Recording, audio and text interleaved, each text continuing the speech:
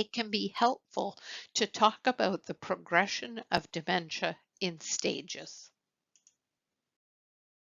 Some healthcare professionals use the Global Deterioration Scale, also called Risberg scale, to measure the progression of dementia. This scale has 7 stages of ability, starting with no cognitive decline at all, which would put all of us on this scale somewhere. The more widely used model is the 3-stage model, where changes are referenced as either early, middle, or late stage, or perhaps mild, moderate, and severe dementia.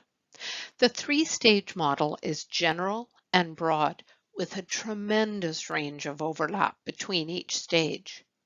I mention these two scales primarily so that you can understand a bit better or feel confident asking questions if a healthcare provider says something about a stage of dementia to you. For today, we're going to look a bit more at the symptoms of dementia through the lens of the 3-stage model. In the early stages of dementia, changes are already beyond what we would consider normal age-related memory decline, and symptoms are beginning to make an impact on the person's daily life. These are common symptoms. As I've said before, each individual with dementia will be different and not necessarily experience every symptom.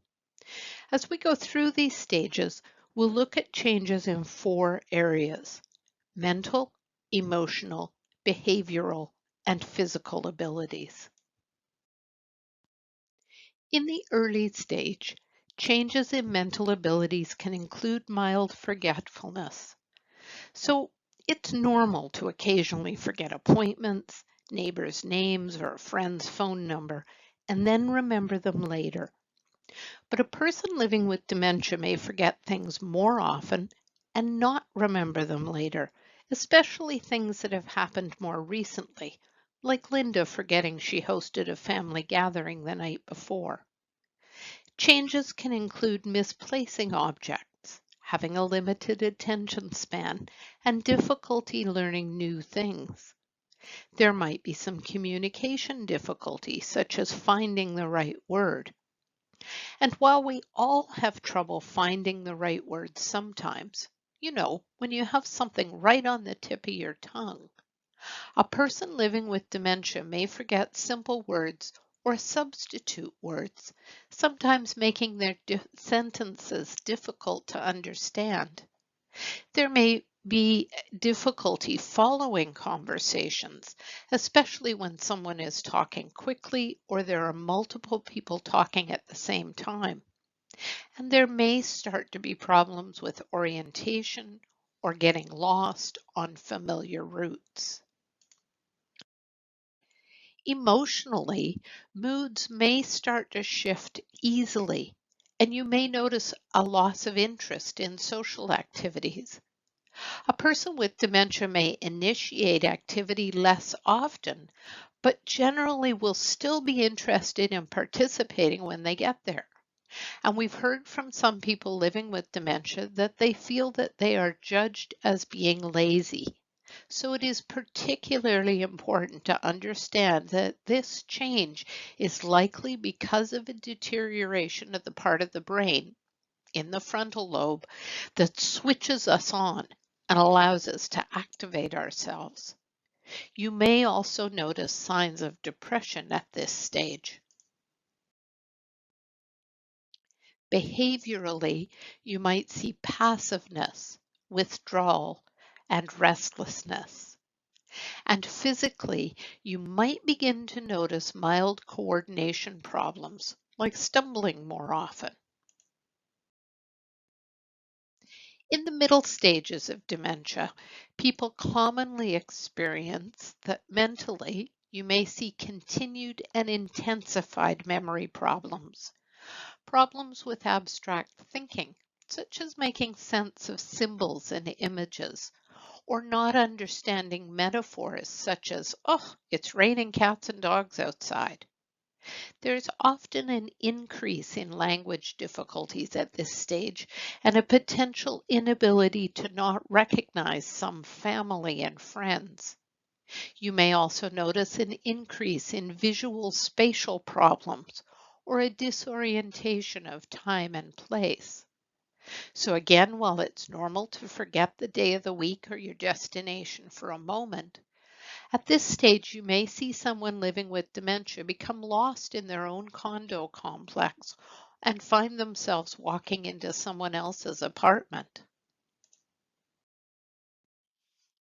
Emotionally, you may notice an increase in anxiety, suspicion, anger, sadness or depression, hostility, apprehension, and general shifts in mood or changes in personality. Some people become more docile, while others become much more assertive than those around them are used to. You may also notice a decrease in initiating social activities. For example, Linda used to love going to bingo several times a week, but now she refuses to go, fails to initiate contact with any of her friends, and declines invitations. Behaviorally, you may see a declining ability to concentrate and an increase in restlessness, such as pacing and wandering. Repetition, like asking the same question multiple times or rewashing dishes that have already been washed. You may also start to see an increase in delusions, aggression, passiveness, and uninhibited behaviors, which means that those social filters that we use to tell us how to behave appropriately in a setting start to come down. And we may say or do things that are not appropriate for the social setting and out of character for us. But keep in mind that not everyone may experience all these symptoms. And physically, assistance will likely begin to be required for daily tasks like dressing, bathing, and toileting. Appetite may fluctuate, and sleep patterns often become disrupted, requiring more sleep or waking up at night more often. Now, I'm going to talk about the symptoms of the late stages of dementia. And so I want to note that this might be difficult for you to hear, and you may not feel ready to hear this just yet. So if you want, mute the sound for a couple of minutes until you see the slide change. That's just fine. Or skip forward a minute or two. If you would like to revisit this information another time, you can always look at the video again and call the First Link Dementia Helpline or look at the resources on our website. There are two very good information handouts available as part of our progression series, one on late stage and one on end of life. By the late stages of dementia, the brain has become significantly impacted and the changes are much more severe. Mentally, there's likely to be both short and long-term memory loss, as well as a marked decrease in the ability to process information. There is a much more severe impairment in communication, with often speech being very limited or non-existent. There may also be a severe disorientation about time, places, and people. Returning to Linda as our example, she may no longer be able to distinguish the difference between a 10-minute visit and a 3-hour visit. And often after just a very short visit with George, she simply turns away and goes to sleep. Someone in the late stages of dementia is likely to have profound difficulty expressing emotions. At this stage, behavior becomes a much more critical form of nonverbal communication, and for many, it may be the only way of expressing pain or unmet needs. Physically, a person will sleep longer and more often. They may be unable to walk independently or at all. There may be weight loss associated with difficulty eating or swallowing. There's usually a loss of the ability to speak to dress and bathe, and often a loss of bladder and bowel control. It's important to keep in mind that these scales represent a general description of patterns. They are not specific to individuals.